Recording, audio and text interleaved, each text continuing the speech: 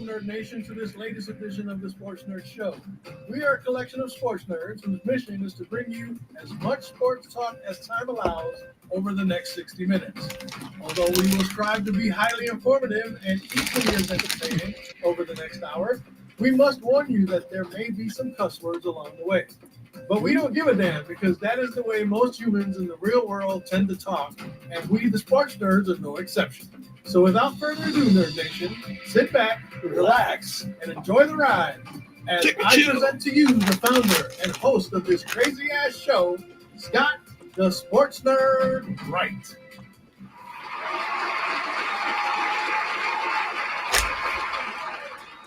Hello, everyone. Welcome to another edition of the Sports Nerds for August 3rd, 2025. I am your host, the one, the only humble sports nerd, Scott Wright.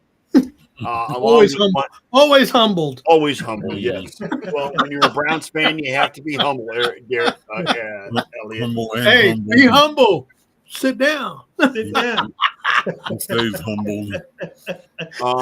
Along again, my co-host tonight, Mr. Ken Koslow, Elliot Biggie Small, the producer, Wayne the Professor Lynch, and of course our NFL expert, quote unquote expert, consultant, Mr. Derek Laughlin, who has just returned from a trip to Canton, Ohio, where he attended the Hall of Fame ceremony. He was there to see because of his favorite receiver of all time, Mr. Shannon Sharp.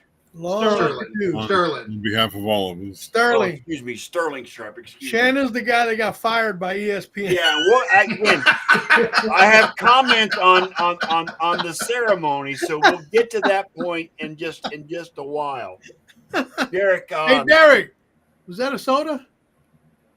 It was a liquid death. Oh, okay. Yours doesn't have THC in it like mine does. Right? Oh boy, mine does not. No, little caffeine. I've been driving most of the day getting back from camp. THC soda. Good. I know a few people that would like that. Which will be illegal in Texas if Dan Patrick has his way. Anyway, I mean, I couldn't walk through the mall with one of these. Anyway, in Texas. Nope. All right, so Derek, we're glad to have you on the show. It's been a while, but I would hope that since we're getting close to the start of the NFL season, we'll see you more often. I'll try to make it a little more often. I've been really slammed with work. I mean, I know you got work going on, you got marriage going on. I know you got a lot of stuff going on in your life, in your personal life, and in your professional life that keeps you from the show. But as you know, you always have an open invitation, and hopefully during the season we get to see you more often. That's all I'm going to say. Hey, how many of us here miss Blab? I do. I do. Remember Blab? Yes. Come on, man. Blab was the best, yo. We used to get 50, 60 people a night on that thing. Yep, we got a lot. You're right. I'm surprised nobody picked that up or picked up that idea and moved on with it. You know what I'm saying? Yep. Set up a site similar, if not just like Blab, because that thing was very popular. And you know what? If Blab would have put a monthly service fee on that or whatever, people would have probably gladly paid it just to keep it alive. Yeah. You know what I'm saying? Yeah. So. I mean, I'm paying for Restream, which is why we can broadcast to the 4 social networks that I'm on. I know Blab wasn't on anybody's bingo card for the night, but I just all of a sudden just reminisced over the shows we used to have. Elliot going on the Wayback Machine, where we had like good crowds of people, and Derek used to show up all the time because there was that many people. Right. Well, we could be on Blab now, and I'd be showing up the same amount of time as Well, we can't test that theory because Blab's not here. Right. But anyway, yeah, no, I miss Blab. Blab was a lot of fun. Anyway, Derek. By the way, Derek, we want you back as often as we can because we may need their legal representation. especially since we're unofficially sponsored by Dude Wipes. I was gonna say, why would you need my representation if you got the Dude Wipe sponsorship? Because they're associated with the Cleveland Browns, and that can be a problem. Just don't fall out of your chair while you're doing the show. That'd be embarrassing if that happened. Cleveland Browns, ain't that some shit? You know what? This stuff can't even get the shit out of them brown jerseys. And people wonder why I drink anyway. So Derek, I mean, before we get into the ceremony, what were your takeaways from visiting the Hall of Fame on yesterday?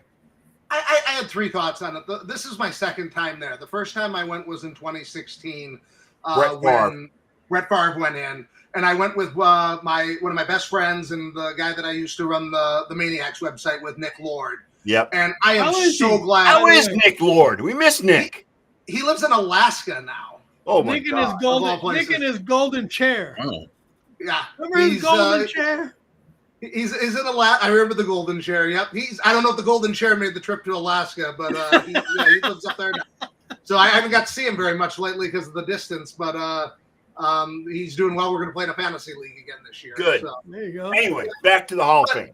So, I mean, with that, I am so glad that was my first experience, and I didn't know my wife at that time. I'm so glad that she didn't go with me for that one because there was 25,000 people that were there. It was loud. It was like going to the bus room. You were going shoulder to shoulder. So I was kind of trying to prepare her for that type of experience this time where it's like, hey, there might be Lions crowds. We should get down there early. And I basically had the bus room to myself when I got down there. I was like one of 5 or 10 people there. They were giving away tickets to the Hall of Fame ceremony this time. And the reason it was so different is you only had 4 people that went in this time. It was the smallest class since 2005. And you really didn't have – they're all great players. There's only 382 people that have gotten into the Hall of Fame. Right. There's 30,000 people that have played in the NFL. But there wasn't that marquee headliner. You had 2 defensive players. You had a tight end and a wide receiver that hasn't played for 30 years. Right. And because of that, it didn't have the attendance that I was used to the last time. But for my wife, it was perfect. We got to go through the Hall of Fame. I was able to show her some stuff. She wasn't having to, stand in huge lines with people to look at exhibits. I got to meet Leroy Butler. My wife set me up with that because she was talking to a lady that had the autograph on the shirt. And she said, oh, yeah, he's signing autographs over there. And and then when we sat up there, we were basically had the section to ourselves, and we're just able to enjoy ourselves up there. And so I think if Nick and I had gone for the first time this time, that wouldn't have been as cool because we were, we're such huge football fans, and to have the excitement and the energy and the adrenaline that went with that first time, I don't think it would have meant as much to me. And by going this time with my wife, who isn't a huge football fan, she doesn't know probably more than 5 players in the league. It was kind of cool that she was able to. It was kind of cool that she was able to go with me and not see it under such crazy circumstances. And I got to enjoy it in a different way because I would have never gotten those autographs the last time with the amount of people that were there. I wouldn't have got to meet Leroy Butler, who was one of my favorite players growing up. So I love both experiences in different ways. Well, and again, I actually went on the Hall of Fame website a few months ago looking what the pricing is for going to the Hall of Fame. And oh my God, is it expensive to go to that ceremony? Holy cow. I mean, you're talking 4 figures, and I'm not just saying in 1,000, I'm saying multiple thousands of dollars if you want the ultimate experience. Yes. So it's very expensive. I would much rather go when the ceremony is not going on and just go into the Hall of Fame and pay the admission to get into the Hall of Fame. To walk around and look at all the stuff and do it that way. And I agree with you that the crowds, I mean, you saw, I mean, I saw on the broadcast the amount of seats that were not taken. Right. Well, I have pictures. I took pictures. I was showing my wife the pictures from 16, and I'm like, this is what this was like back then. And she just couldn't believe how many people were there. But like you said, there was no real big marquee name. There's a big difference between Sterling Sharp and Brett Favre. Absolutely. I mean, and just not even just that the difference in the names, but I ran into a girl in the elevator that was probably either late high school, maybe just over 18 years old, and she told me she liked my Packer hat. And I'm like, oh, I said, did you go to the ceremony? And she goes, no, I just walked around. And I'm like, well, you probably don't even remember Sterling Sharp, do you? And she's like, oh, no. She goes, I never saw him play. Well, and what strikes me is when I started watching in '89. And so when I look back at the my dad telling me about the Lombardi teams, that was in '67. Right. There's a bigger gap between Sterling Sharp's last game and today, and when I started watching in '89 to the high school. And I guess that doesn't connect with me because I think him being a recent player, he's not a recent player.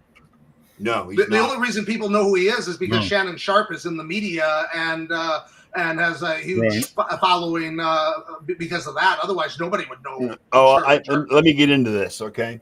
I really appreciated Sterling's speech because he did it off the cuff. He didn't do it. He didn't have cards. Didn't have a script.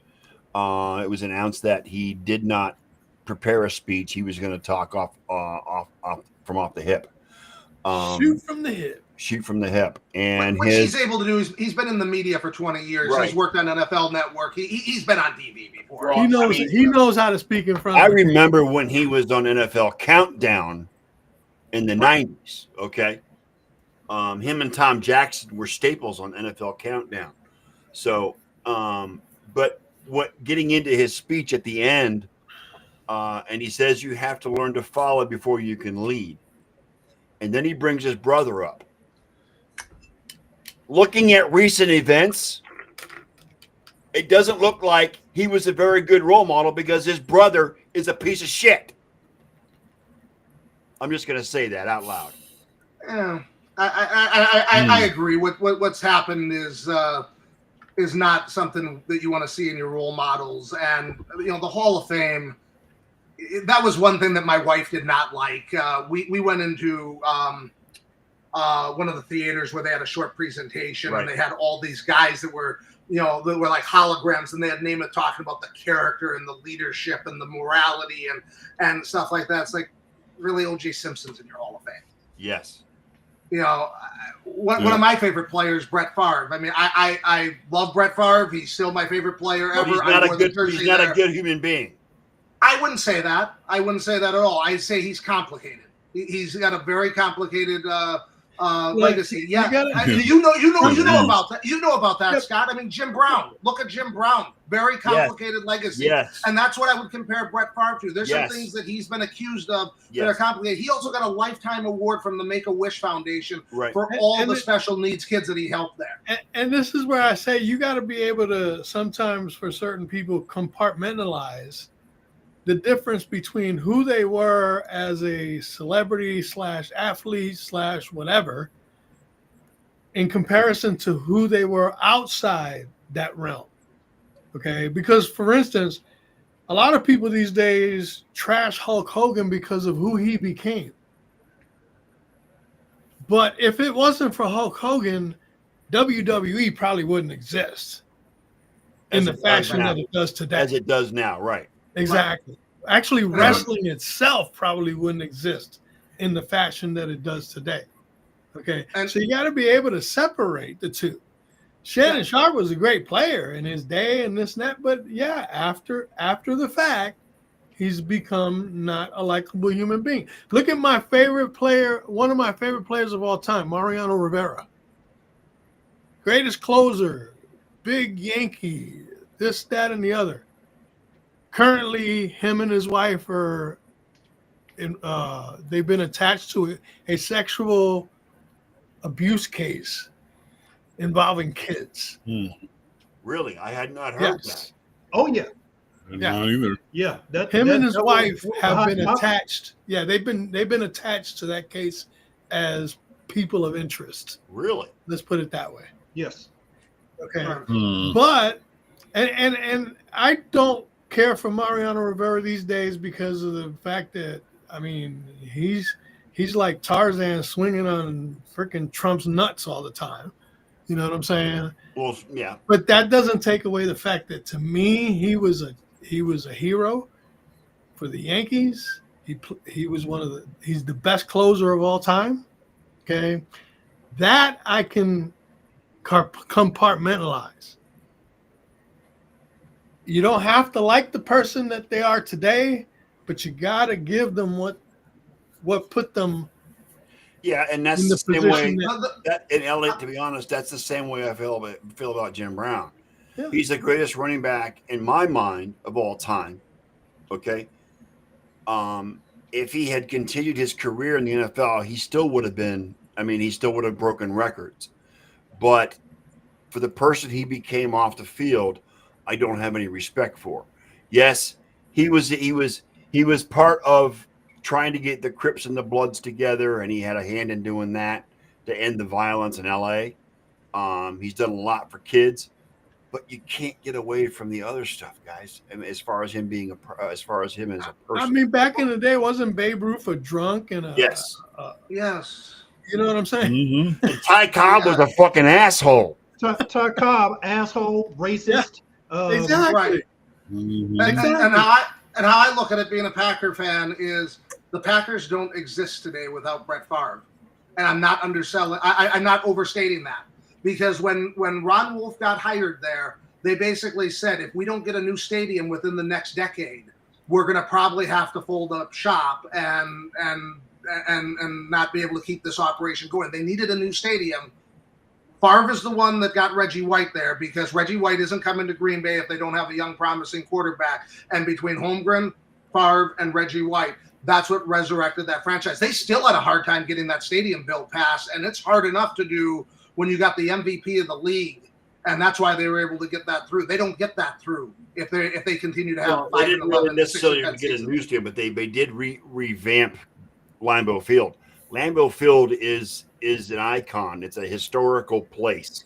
You It don't looks- just It is a historical. it looks- it is a historical landmark. Is yes. What it It is. looks- You just don't it looks- tear down Lambeau Field No, and I build didn't- over it.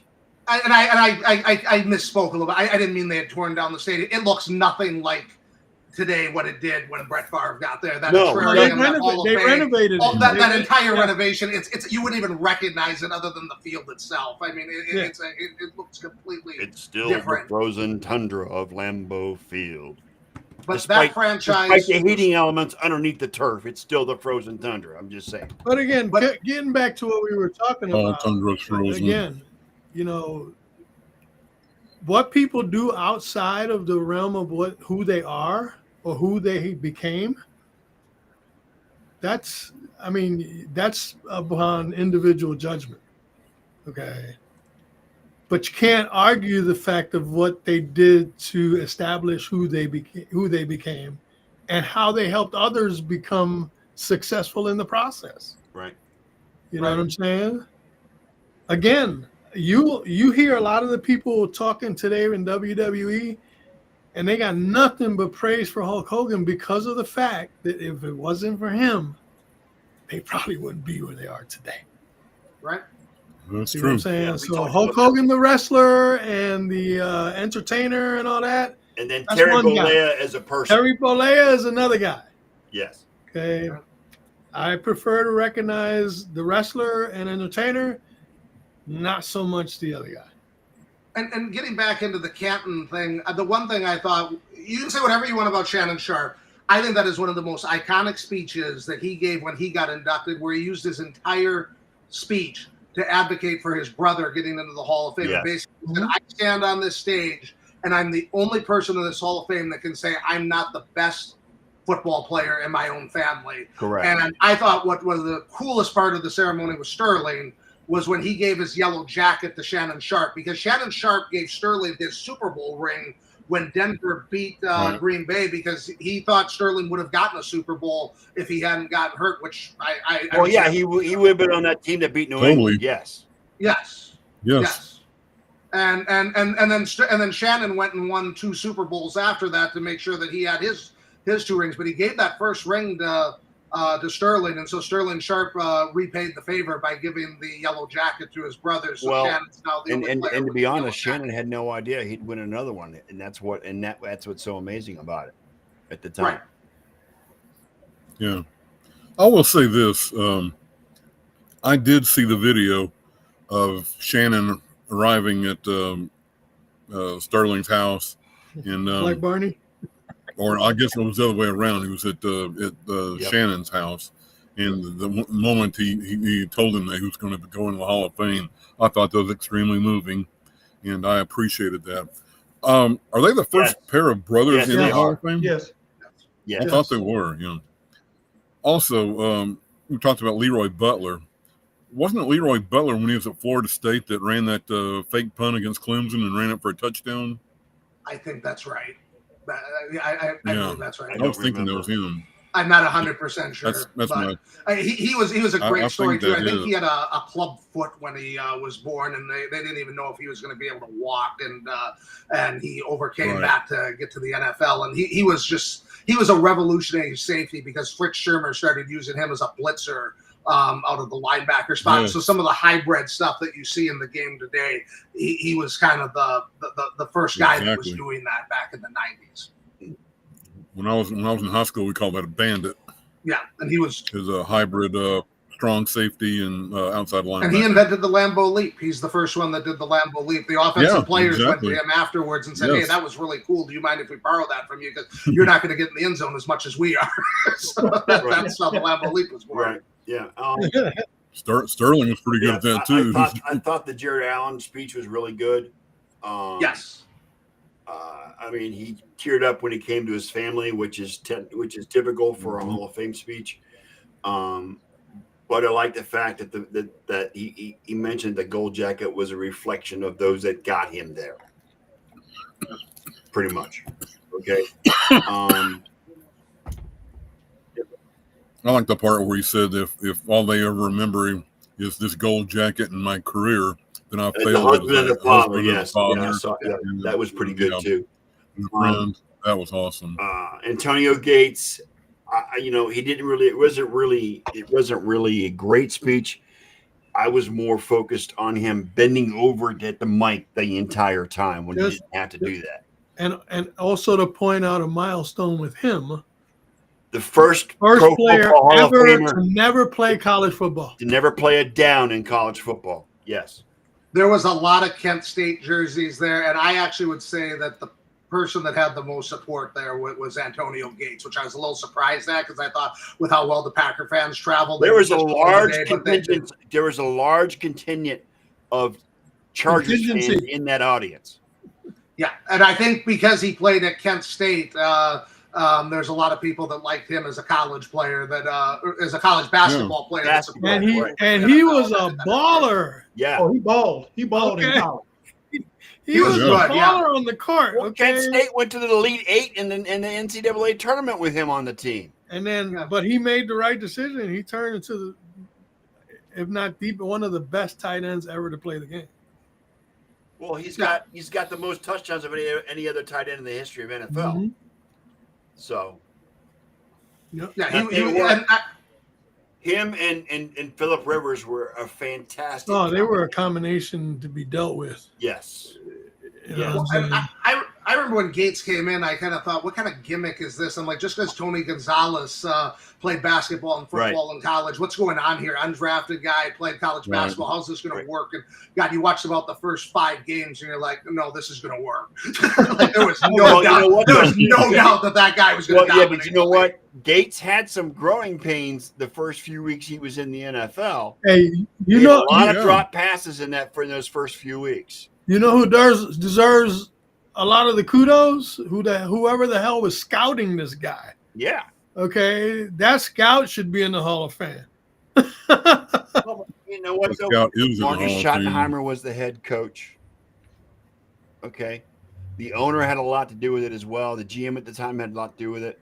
And Chargers have had a history of great tight ends. Don't forget Right. Kellen Winslow. Well, Kellen Winslow Oh, yeah. Sr., yes, absolutely. Kellen Winslow. I mean, who could forget the playoff game against the Dolphins and Against the the Heat, man? Dolphins? Oh my God, So, crazy. I They had to mean, But- carry him off the field practically. Yep. And the other guy, Allen, I thought that was long. Jared? Not Jared. Eric I remember his- Eric Eric. Allen. I just Eric blanked on Allen. his first name. Eric Allen. I mean, he kind of got overshadowed because of all the front seven guys that were getting the sacks, but he was just such a playmaker on defense. He was one of my favorite defensive backs to watch. Well, he's the only player to lead the league in interceptions 2 seasons.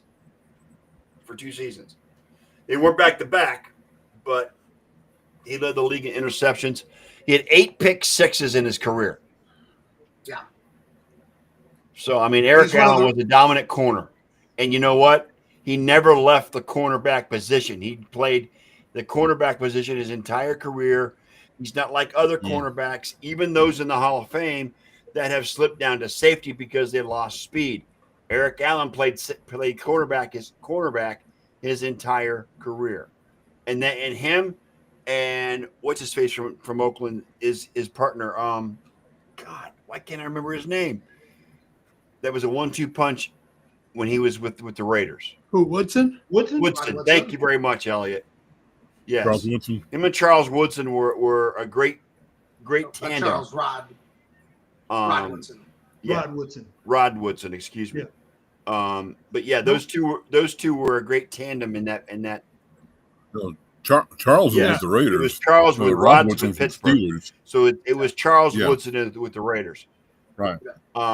With all due respect to Eric Allen, they did lose to the Bucks in the Super Bowl, but that's just me. You know? No, that's because Rich Gannon threw 5 touchdowns, but 3 of them were to the Right. That was because of Callahan not changing the audibles. I mean, my God, the Bucks That's were the right. blaze. Yeah. When you Hey, go when to- you throw when more, go to- hey, when you throw more touchdowns to the other team than you do your own, chances are you're gonna lose. Yes. when you go to the line of scrimmage and you're calling out the offensive plays for the offense, that's a pretty good sign that you're gonna win that game. There's actually tape of John Lynch saying they were doing exactly what we thought they were going to do. So yeah. I mean, Hey, but Talk about tipping your the game one made $220. talk about tipping your pitches, man. Yes. Well, and they didn't just do that against any defense. I think you make the argument that 0-2 Tampa defense is the best pass defense in the Super Bowl era. I mean, I think Absolutely. quarterbacks had like a Great defense. 49.5 rating against them. I mean, they were They were a incredible. great Yeah, defense. it wasn't Brad Johnson that won that game. It I'm was just saying. No. just like it wasn't No. Trent Dilfer that won for No, Baltimore it wasn't either. Trent Dilfer that bit the Raven. No. You want to talk about one of the best defenses of all time? That Ravens defense back in 2000 was something to reckon. I said pass defense, and I think that's what Oh. separates the Ravens Yeah. defenses. The run defense for the Ravens was outstanding, and Yeah. Tampa didn't have the run defense that Baltimore had. But that pass defense, I think they gave up 10 touchdowns, 31 picks, and I think it was like a 49.5 quarterback rating that Yep. year. I mean, their passing defense numbers are just Don't And tell that Kansas. defense, Don't tell Kansas City that Tampa didn't have no defense. that defense was the one that shut down the Vet and beat them the first game of the season at the Link as well. The following year. They also took out the Rams, too. So, but yeah, Greatest show on turf. I remember where I was. In fact, I remember where I was, what I was doing, and it was just, and I was, because the Browns were so bad, I didn't even think about the Browns. I was just so ecstatic about the Bucks winning. Trust me, a lot of You people said you don't weren't think thinking about the Browns. A lot of people don't think about the Browns. Even to this day, Elliot, you Are we correct. talking about? Are we talking about the past? Or are we just talking about real time, like now? Not thinking about the Browns. Let's not go there. But my uncle was at that Buccaneers Super Bowl. He had season tickets to the Buccaneers for a long time, and so him and one of his friends made the trip out to San Diego and watched that game out there. He was ecstatic to get to watch a Super Bowl win. Yeah, that was a fun night. I like to make a comment about the attendance. You said the attendance looked a little light this year. Wait until next year. You got Larry Fitzgerald and you got Drew Brees, and they have big following. So There's this is massive. who we got for next year, guys. I actually copied this up. First time eligibility for next season: Larry Fitzgerald, Drew Brees, Phillip Rivers, Jason Witten, Frank Gore, Julian Edelman, LaShawn McCoy, Des Bryant, Todd Gee. Gurley, not a chance, and I Greg don't think Olsen. Des Bryant gets in either. So I mean, that's only 10 of like the 15 or 16 people that are eligible for first Well, time. you could take Des Bryant off that list. Hey, if he far gets that pass against Green Bay, maybe he gets in, right? Yeah.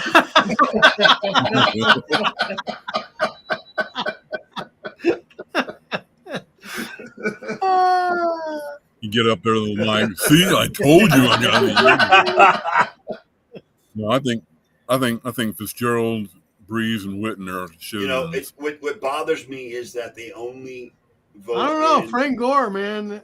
Don't Frank count Gore out too. Frank Yeah, Gore, Frank dude. Gore. The Hall only votes in 5 Yep. current of the current era players per year. Used to be 7, now it's just 5. So Well, but you I- count Fitzgerald in there for sure. Breeze and well, I Fitzgerald think are Drew locked. Brees is the Brees is first the ballot. I think shoe. Drew Brees is first ballot. Yeah, I think all three of them. Because four remember, probably. it was Fitzgerald that helped Warner get the Cardinals to their only Super Bowl, Yes. Mhm. and they almost won it. Goddamn. Should have won it. But Santonio Holmes, Yeah, he, I still think he only had 1 foot down. he only Goddamn. had 1 foot down. The other You know, foot, that's right. the toes were up against the foot that was on the The ground. back of his cleat on the That's one that not went 2 down. feet Yeah. down. You can't count 2 feet touching as 2 feet down. That game looks so different though if James Harrison doesn't get it. Oh yeah, yeah. If he That, doesn't make that that was interception, Oh, for sure. absolutely. that was the most important touchdown of the game. Mhm.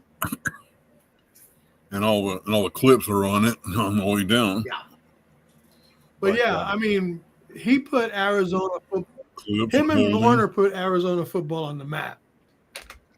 Let's just Oh, put yeah. it that way. And I think Yeah, he they only goes have that- in. Breeze goes in. Phillip Rivers probably goes in too. I think.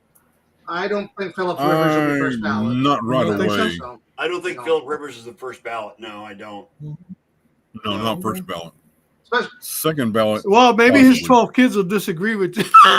well, You know Eli what, is going to They have We're going to votes. get into a situation where because they're only allowing 5 per year, It's going to be a lot of backlog. there's going to be a lot of backlog on Hall of Famers Oh, getting in there. Okay, Oh, yeah. because we're getting up to a situation It's where always- you're looking at the Tom Brady era. You're looking at a lot of players that we enjoyed as adults, not necessarily grew up watching, but you're talking about a lot of guys that started their careers in the early 2000s.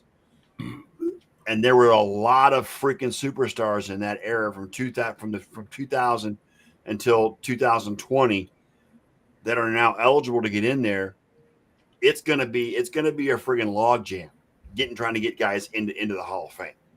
well, and it's Right. an offensive era, so you have Yeah. so many players that are in the top 40 or Right. 50 all time in offensive numbers. Yes. But they didn't make that many all-pro teams. They were never on an all-decade team. They didn't really have a lot of playoff success. You're gonna have an argument. Well, if this guy gets in, then that means that these other 5 players are gonna have to get in because there's not that much difference in them. All right. And What do you think about Eli? Does he get in? Garrett? I think he will get in. I would Not not. I first would not ballot. put him. Well, he missed out this year. His first ballot Right. chance was right. This year. That's what I'm He missed asking out. because he missed Right. out this year. I think I it'll think be he third gets or it. fourth ballot for him. I think he gets in. I would not put him in. I don't think he's a Hall of Fame quarterback. He's I not don't- a Hall Because of his Famer, only his but he only will claim get to in. fame his only claim to fame is he won 2 Super Bowls against the Patriots. Other than that, he was a mediocre quarterback throughout his career. He beat Tom Brady Mhm. twice. Yeah. That will get him in the Hall of Fame. Yep. That's what's going to That's put him in the true. Hall of Fame. That will get him in the There's Hall of only- Fame, whether it's third or fourth ballot, he'll get in. I got a question though. What about Oliver Luck? Who? Yes or no? Oliver. You mean Oliver Luck Andrew? or Andrew Luck? You mean Andrew? I mean Andrew Luck. I don't know why I said Oliver Luck. Andrew. I'm thinking of Yeah, his dad. Oliver's his dad. Yeah, Yeah, Oliver's and I bad. don't think Yeah. Andrew Luck gets in. It's just I not don't enough. either. No, I don't think he is You know- because he quit. He quit in the middle of his prime. Yes. I And don't- he was yeah. only in the He league didn't for even 7 play long. years. yes. I mean, it was But hard then enough again, for so Calvin. It was So hard was enough for Sterling Calvin. Sharp. It was but- hard enough for Calvin Johnson to get in, Yes. even though he was I think- all world. But he only had a Mhm. 9-year career, So that kind of stalled him some. Right. You know what I'm I saying? think there's only 4 guys that have played 7 years or less that have gotten in. I know Sterling Sharp is one. I know Gail Terrell Sayers is one. Davis. Terrell Davis is one. I Right. can't remember who the 4th one is. So it's very, very hard. And you look at those guys compared to Andrew Luck. I don't think he's. Yeah, in the no. same Andrew Luck, no. level as No. those guys. He quit too soon. Oh, Andrew was very good, but He quit not too soon. Hall of Fame. He quit for too it. soon. You're right, Elliot. Well, he was getting Well, killed. that's, and Because they for his wouldn't- own they sake, wouldn't- yes. That was the right move for his Yeah. own sake. because they wouldn't put an offensive line Exactly. around him But that as- was As quality far as enough. his legacy goes, that went out the window when he walked away. In the middle of a preseason game. That's again, your legacy depends upon not just what you did during your career, but what you did up to and leading to the end of your career. Right.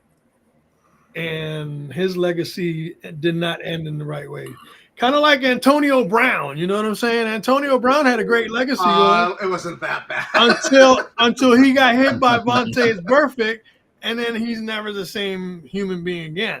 You know what I'm saying? He's fucking taking his jersey off and running off football fields. Yeah. At least mentally, he's not the same person again. Yeah, Andrew Luck wasn't on Twitter talking about banging Tom Brady's wife. He didn't run off the field without his jersey. But that's on. okay. He kind of I mean, appreciates again, it. all these things happened after he got walloped by Vontaze Burfict. You know what I'm saying? Is Antonio? Is Hey, Antonio, Andrew. is Antonio, is Antonio Brown got- Hall of Famer? Hey, he's got Burfict syndrome. CTE, gentlemen. CTE. Maybe Do you think Antonio Brown's a Hall of Famer? No. No. He might have been if he didn't get hit like that. no. Hey, I'll say this: Andrew Luck may not be a Hall of Famer, but Captain Andrew Yes, Luck is yes, definitely Captain a Hall Andrew of Famer. Luck. Captain Andrew Luck, definitely. I think Antonio Brown will get in, but I think he'll get in after he's deceased because I What, don't like think, the I don't- veterans committee? He'll be. I think with the veterans committee, they will not want to put him up on a stage and let him do a speech up there. No. So He'll probably I start mean, talking about Giselle and Tom and all that. yeah. He'll They're, probably- they're, Hey, he'll probably try to do a Tom Brady roast. By the I way, think you can make the argument his numbers are Hall of Fame worthy, and I think he was on the All-Decade team with what he did. He was a fantastic wide receiver, but there's no way they're putting him up on a stage and giving him a microphone. So what you're saying is he's going to get Pete Rosed. He's going to get Rose. Pete Rose. Yeah. They'll put him in after he's all no right, longer here. let's move on. I mean, Derek, did you have anything else about the Hall of Fame that you wanted to bring up? Oh no! I mean, we could talk about player candidacies until midnight tonight if we wanted to. I mean, there's so many, interesting players that. I mean, again, the thing I'd stress: 30,000 people have come through that league. 382 in the Hall of Fame. That's how Right. hard it is to get in. So Yeah. even if you're a top 500 Mhm. player, you're not necessarily even that close to being in the Hall of Fame. And that's what makes the like we were talking about Eli Manning. A fantastic player. We're probably one of the top 500 players ever to play. But that you can have different thoughts about him as being a Hall of Famer because NFL Hall that's of how Fame. tough it is to get in. The Hall of Fame in the NFL is more elite than Cooperstown, I would argue. I'd have to look at the numbers. It I'm probably not is sure. now. Yeah, I mean, I think they're. It didn't used to be, but it is now. So anyway, moving on. Let's Well, talk about well- the elephant in the room. And I don't want and Ken, I don't want to see your colonoscopy pictures, but we're going to talk about it. No, I will. I'm not joking. I will pull him out if you bring it to me. Hey, Mike does that Parsons. mean that your problems are behind you? No, Jerry still owns the team. His problems Hopefully. aren't behind him. So. Derek, I want your take on the Micah Parsons situation. I mean, Dallas just bungles contract negotiations over and over again. They pay at the top of the market. They get their players all riled up. And, I mean, there's no way that Dallas wins this negotiation. They're either going to lose their best defender or they're going to pay him way more than they should have if they had just done this deal in March. So no On matter opening whether – day. On opening Yeah, day, he's exactly. going to pay him on opening day. yeah, You should have paid And him I don't- last year. You would have got a better rate. right. Right? Why are we letting all these other guys sign? It's the same thing he did with Dak. Dak is still one of the highest. I don't know if he's the highest paid quarterback, but he's one of, and his contract's a couple of years old. Like usually you only become the highest paid quarterback for about 10 minutes, and then somebody else passes you. And he made sure he paid Dak at the top of the market, where that's going to be the case for years. And then he did the same thing with CeeDee Lamb tore too. his hamstring. Well, and you know what? And Dak got paid opening day. Right. Mhm. Okay. Well, he bungled it with Emmitt Smith too.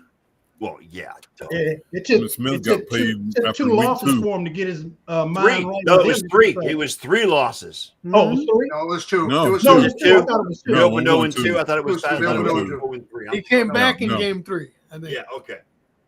Yeah, he came back. They only game lost 3. 2 games the rest of the year, and one of them was that Leon Lett game. That was the last one. We lost I that remember Yeah. that game vividly. Right. It was Thanksgiving Day against the Dolphins. In fact, Cheryl and I were watching the game because we were still together at that point. That's how long ago it was.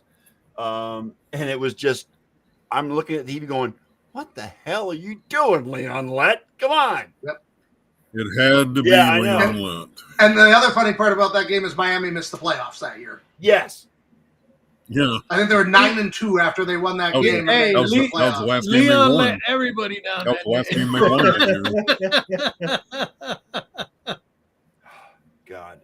It was But- funny. It was freaking hilarious. Anyway, Yeah, I don't know what's going to happen with this. I mean, it's going to be hard to. It's not going to be hard to trade Micah Parsons from a talent perspective, but from a contract perspective, whoever trades for him is going to have to give him a monster deal. So that eliminates a lot of teams right there. including the Browns. I don't think the Browns have the capital to get him. And The Browns No. shouldn't do that.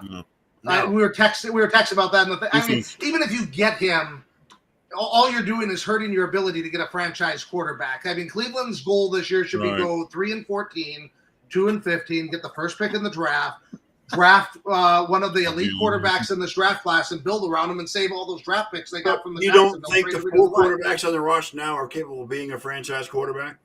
Do you? I No. think if you put all 4 of them together, you still can't have a franchise.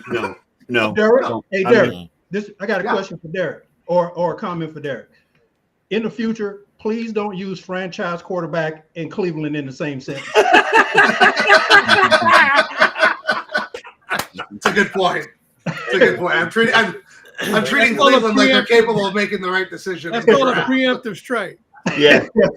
So you don't think Okay, anybody let me- any let me- quarterback on that roster is going to be successful no matter what? I mean, you know what? Well, look at the I've been roster. hearing rumblings from practice that the offense that Kevin Stefanski is putting in is inept, and I honestly believe if they don't come out with at least 6 or 7 wins, Oh, then I think Andrew Berry and Kevin Stefanski are going to get fired. whatever I was going to say, Sure. whatever you got to say after you said if they don't get 7 wins, you might as well just not say it because Right. they're not going to get 7 wins. Right. Well, and again, you don't want to do the Bears situation where you're doing shotgun marriages between quarterback, GM, and head coach. If you're going to go and draft Arch Manning with the first pick, second pick, whatever you're going to do next year, Arch is not coming out. Arch You don't isn't think he's coming gonna out. come I think he Not coming stays 2 more. I think he stays this season and next Yeah. year with Texas. I think he stays 2 years Right. to get Right. more experience. He didn't have a lot of experience last year because with Quentin Ewers on Texas, and this Right. season is going to be his coming out party. But I do believe unless he blows everybody away, goes undefeated, and Texas wins the national championship, I still think Arch comes back next season as a junior and Yes. stays with Texas. I really do Exactly. believe that. Well, Yeah. I'm pretty sure that the Manning Brain Trust will have a lot to input. They'll have a lot Oh to yeah, say they about will. well, and that's Mhm. that's kind of the thing that's been going back and forth because the Haslam family and the Manning family are good friends, and I don't know if that's going to be enough to get them to want to trust Arch's career to the Browns, given how that franchise has been run. But regardless, whether Arch is in the draft or not, fire your GM, fire your head coach, get somebody on the same page that picks the quarterback that's going to lead the franchise going forward and have a vision with everybody in year one of that vision rather than trying to do the shotgun marriage of quarterback and GM and head coach. And I'm never with get you on into that, Derek. lineup. If they can't get to 6 or 7 wins, Barry When and they don't Stefanski get are to out. 6 or 7 wins, Well, that's more realistic. They're not winning more than 4 games. I don't see how they're in one of the toughest divisions in the league with 3 teams that have very viable quarterbacks. Now I don't know about Aaron Rodgers. He's 40. One going to be 42 years old. He looked good at the end of last year, but who knows what he's going to be. I still predict Pittsburgh finishes last in that division. I'm sorry. I'm so No, Cleveland is Cleveland is last. Cleveland is last. Cleveland is last. finishes last. Absolutely. Pittsburgh finishes No. third. That's a sentimental you talking about.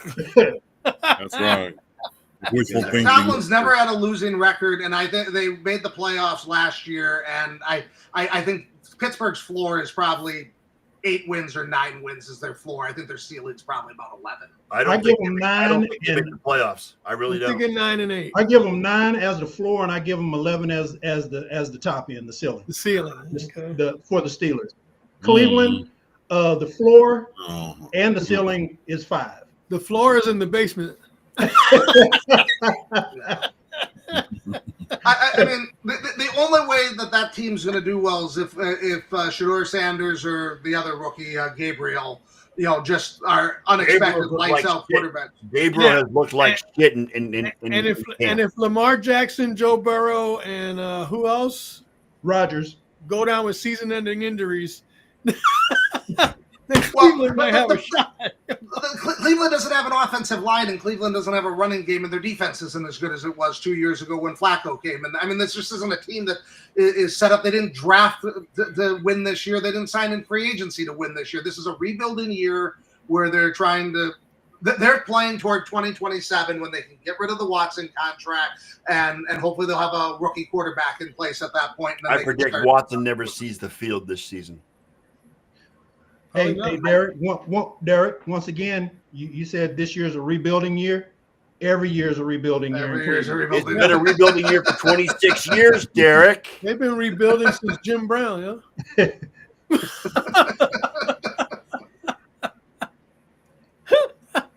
So what are your predictions for 2025, Derek? All right. Should I just start in the AFC East and move my way down? Yeah, go ahead. Yeah. And you know All what? right. It says 7:47. Take as much time as you want to. I don't care. We can go as long as we need Hey, man, All right. I got SummerSlam on pause. Shut up. to. All right. I'm not going to make the same mistake where John's going to sit there and bash me for picking the Dolphins to win the division like I did last You're not. year. Dolphins So, are not going to win the division, Derek. They're not going. It's not No. going to happen. They're not. I have the Bills going 13-4, the Miami Dolphins 8-9, the New England Patriots 7-10, New York Jets 4-13. They're saying that the Patriots are going to be good with Derek May. I don't know. I think. I mean, they were one of the worst teams in the league last year. 7-10 would be a 3-game improvement. I was gonna say they only got 4 And now last they year. got 2 former Buffalo wide receivers. Now they got Mike Vrabel too. Yeah. Mhm. Mike Vrabel might be the wild card in that situation. I mean, he's Good never dude. had really good quarterback play. I mean, Tannehill had a couple decent years there. May's a really good prospect, though. I still think their offensive line is a work in progress, and I'm not sure if their defense is going to be quite good enough to have them as a contender this year. I think they're a year away yet, but I think what would be a good season this year is if May can get to, 3,500 to 4,000 yards, 25 to 30 touchdowns, and look like a franchise quarterback that Right. they can build around and get free agents to want to come there. Okay. Um, How about that's what I think. AFC North? Ravens 12-5, Steelers 11-6, Bengals 9-8, Cleveland 3-14. But I have Baltimore, Pittsburgh, and Cincinnati all making the playoffs. Joe Burrow needs to. I mean, Cincinnati is having issues with the contract talks with Haynes. Who was it? Hendrickson. Hendrickson. Thank you. Hendrickson. Yeah, Hendrickson. I mean, they signed all their wide receivers in the offseason to big contracts, but that defense is still going to be an issue, Derek. I really think it is. I Well, think it unless is those too. That's why I wide have receivers them play both very well. ways, unless those wide receivers play both ways, like Travis Hunter in Jacksonville, that defense is still sponsored by. Wet wipes. Yeah, dead dude wipes. Excuse me. Yeah. Yeah.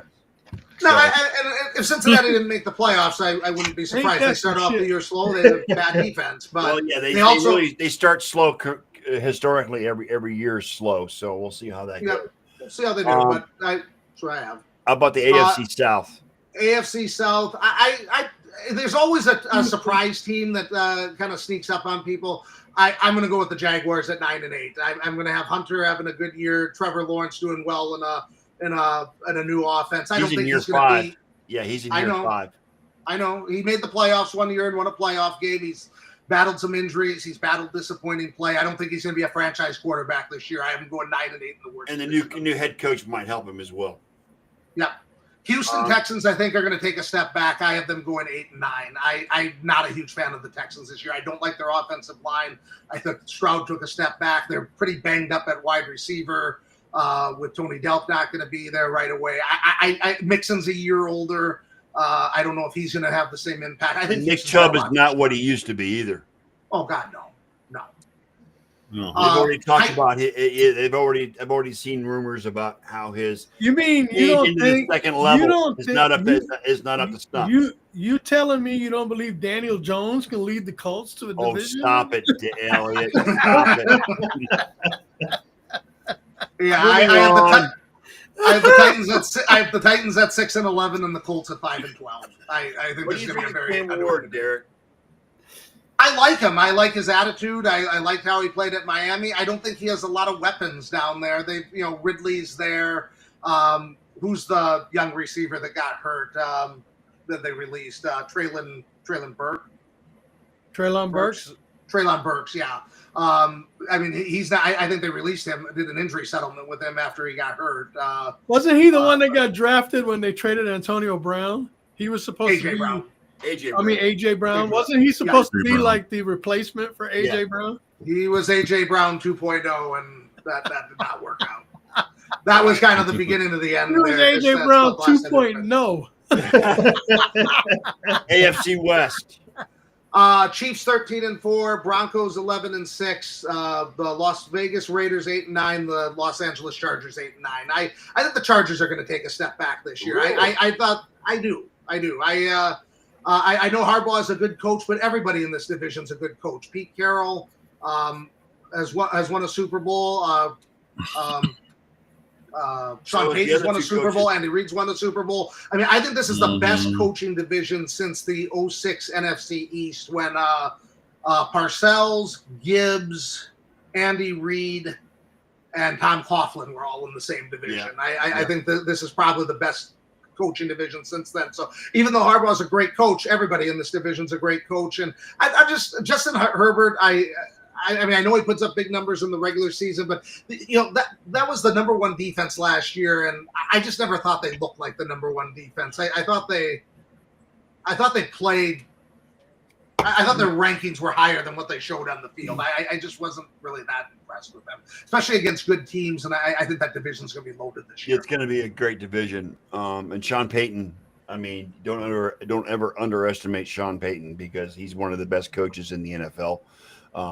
And Bo Nix has had a great rookie season.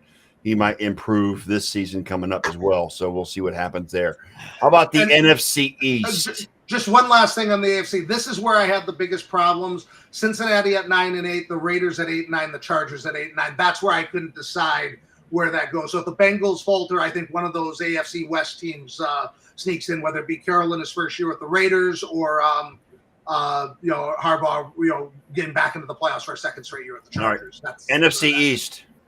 Eagles 12-5, Commanders 10-7, Cowboys 8-9, New York Giants 5-12. Do you think the Commanders get over the hump? Can they get past Philly? No. I don't think they can get past Philly. I'm kind of worried about this McLaurin holdout. You look at the rest of the receiving room, it's very underwhelming. I do like some of the moves they made on the offensive line to improve there. I thought they had a really good year last year, but a lot of things went their way. And, this could be a year where, they make the playoffs again, but they lose in the first round of the playoffs. And don't put all your chips on Debo because the Niners let him go for a reason. Yep. I don't even factor in that they signed Debo. He'll be hurt by the third or fourth week of the year. All right. I don't think that's going to be an impact signing. All right. Yeah. NFC North. Here we go. Your wheelhouse. I have the Packers going 12-5, the Lions going 11-6, the Vikings going 9-8, the Bears going 7-10. I think this is the second toughest division in the league. I have the Lions actually beating the Packers in the playoffs, though. I think the Lions are going to start the season off a little bit slow with all the offensive coordinator turmoil. I was going to say, with the coordinators being gone, does the Lions are depleted in that regard, or do you think they get through it? I think they get through it, but I think that they have a slow start to the season, which is why they don't win the division. But I think that Detroit is actually built better to win in Green Bay than Green Bay is, because Detroit has that offensive line with that strong running game, and right.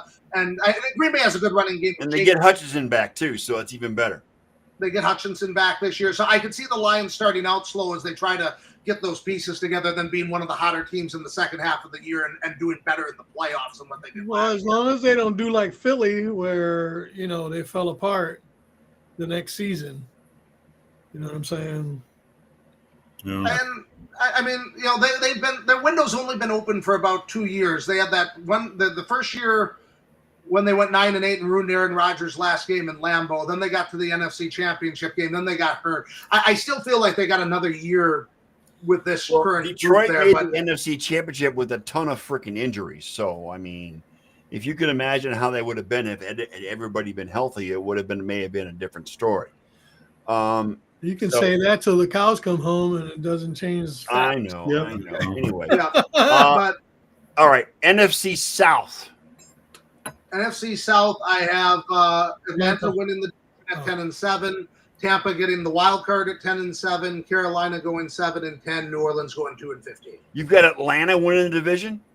I do. Really? Yeah, really. Tied with Tampa, but I guess Atlanta wins the tiebreaker. Atlanta will win the tiebreaker. I think they're very even with each other. You said Saints going 2-15? Yep. 2-15. Who's their quarterback? Who's their quarterback? Who cares? Derek Carr retired, so Rattler's going to be out there, and then the guy that's 26 years old that they drafted. Whoever that kid, I can't forget the Slow or pronunciation. Slow or yeah, whatever. His name is. From Louisville, right? It's the worst quarterback room in the league. He might be giving them too much credit. What's your rationale for Atlanta winning that division, Derek? I really like their skill position players, and I think with Penix there in his second year and having a full year to develop, I think that they're gonna do it this year. But like I said, I haven't died with Tampa. I can't make up my mind. Tampa, I don't like Tampa's defense. It's called a coin toss. It's called the coin toss between Tampa and Atlanta in that division. I think they'll both make the playoffs. I really do. Do you think Baker's the man in Tampa? He's got to be. I mean, he had 41 touchdowns last year, and they got him to the playoffs 2 years in a row. I think that he's a top 5 quarterback in the league? No, I don't. No. Hey, who do you used to play for? Who do you used to play for? Shut up, Elliot. Drafted number 1. You know damn well, Elliot, who he was. Wasn't he a number 1 pick for that team? Yes, and I'm a Baker fan. I love Baker. That's why I wish you didn't love Baker on draft night when you cried your ass off because they drafted him. Well, my mind, you know what? I have a right to change my mind. He was Elliot. so pissed off that night, dude. He was in tears when they drafted Baker. All I could see was Baker planting that OU flag in the middle of the Let's go to the NFC West before I get pissed off. Crazy. Niners 11-6, Seattle 9-7, the Rams 8-9, Arizona 6-11. I think the Niners have the easiest schedule in the league, and I think that, even though they've had some people that have left in free agency, and they've had, because they gave Purdy the big contract. I still think they're going to be okay. Christian McCaffrey's healthy this year, and I think he's got another year left in him. I think he's toward the end of his career, but I think he's got one more year left in him. Especially, I'm shocked that you have the Rams going 8-9. I figured you'd have them in second place and flop the Rams and the Seahawks. Well, I always figure there's some shocks in the year, and so when I do the predictions, I try not to go, with chalk. I try to do a little bit of a shake-up. The Rams, what I'm thinking there is Matthew Stafford going to stay healthy for 17 games and be able to make it through the whole season? If he makes it through 17 games, they'll be up there with the Niners challenge in the division. But I have serious concerns about his ability to stay healthy at this point in his career. I think he's an old 37, not a young 37. Yeah, in fact, he was hurt in training camp. Right. And Cooper Kupp And can Cooper Kupp stay healthy? I mean, he hasn't really shown the ability to do that. Devontae Adams is a little bit older. I mean, I know this looks like a good roster in August. Isn't But... Cooper Kupp in Seattle, though? Oh, wait, that's right. That's right. That's Yeah, Cooper Kupp. Yeah, you're right. He's You're been right. for the Rams since he plays for Seattle. Puka No, you're right. Nacua. Puka Nacua. Yeah, Puka Nacua. Yeah, that's right. That's right. My bad. If Stafford can hit one to Cooper Kupp that distance, I mean, He's got a good arm. That's I've been driving a lot this weekend. I made a mistake. But yeah, I mean, Nacua was banged up a little bit last year too. Him, I'm not as worried about. He's only in his second year, so I don't have injury concerns with him. But Devontae Adams, even though he was good at times for the Jets last year, he's a little bit older. And they don't have a lot of depth behind those two guys. If one of those guys gets hurt, there's not a lot of depth. Devontae had Aaron Rodgers, so those guys already have a history. So that's probably why he did as well as he did in New York. But going to LA with a new quarterback, I mean, again, he is a little bit long in the tooth, so we'll see what happens. I don't know. Come on, man. He made Derek Carr look good in Vegas. Okay? Yeah, well, you know what? Also, Devontae Adams can make some quarterbacks. a lot of pundits are picking the Rams to win that division, Derek. A lot of them. Oh, I know they are. There's people that think they're going to represent the NFC in the Super Bowl, and I don't know. I can't see it. You know, I can't. I know you said Adams, has made a lot of people look good, but again, he made Derek Carr look good. What, 3 years ago? I mean, I don't know. He's 32 years old at this point. I'm not saying that he's not a good player. I don't think you build a passing offense around him. Now they're not asking to do that there. I think that Nacua is the one that they're going to build the passing game around. The running game in LA suspect. But it kind of helps Nacua to have Devontae on the other side, because people are still going to give respect to Devontae. Oh, absolutely. You're not gonna go and put a safety on Devontae Adams. And what about the Rams running game? Kyron Williams is still there. They got a couple younger backs there. It's probably going to be a little bit more of a committee approach. I think Williams will still be the bell cow, but I think he's going to lose some carries. They drafted somebody, and I can't remember the name off the top of my head, and they got the guy from Michigan that was on the national. It's going to all depend on their defense, how the Rams go, basically. Yeah. What's his name? Blake Corum, I think it is the young quarterback out of Michigan. He's the backup there, and they're thinking that I don't think it's a demotion for Williams or that they don't have confidence in him. I think they want to have him fresh for January, and so they're going to try to make sure to manage his carries more than phase him out. Okay. If Blake can stay healthy, he'll be a factor, definitely. Yeah. All right, Derek. We always appreciate your insight and your reviews. Glad to have you on the show. We hope to have you again during the season. Football's back. We just had the Hall of Fame game. Football's back. Here's to looking forward to the preseason and everybody being optimistic about the outcome for their teams this year until about week 3. Then we're done. I'm just saying. Well, that's the thing with these predictions is all of a sudden you get to week 5 and you're just like, what was I thinking a month ago? What were you thinking? Yep. Because you can never predict the injuries and the way the free agency works and the draft works. It is so easy to turn your fortunes around in 1 year, and it is so easy to screw up your roster in 1 year. It does not take long. Yep. Derek, I hope you're well. I hope your family's well. And don't forget dude wipes. With that note being said, Elliot, we're going to get the hell out of here.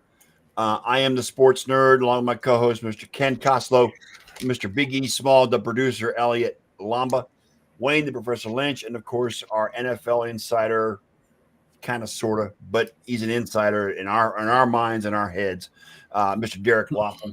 We thank you for being here. And on that note, we're getting the hell out of here. Elliot, play the outro, please. Ain't that some shit? Right. Thank you once again, Nerd Nation, for spending part, if not all of your evening with us here for this latest episode of the Sports Nerd Show. Please keep in mind that we do this on a Fuck out of here! And since each night's start time is different, please check out our SNN group page on Facebook for the correct time. So until the next time we come together, Nerd Nation, on behalf of the Sports Nerd and his co-hosts, Ken Coslow, John Olson, Wayne Lynch, and me, Big E, may your lives be filled with all the best sports action anyone human can handle, as well as all the joy it can possibly bring you.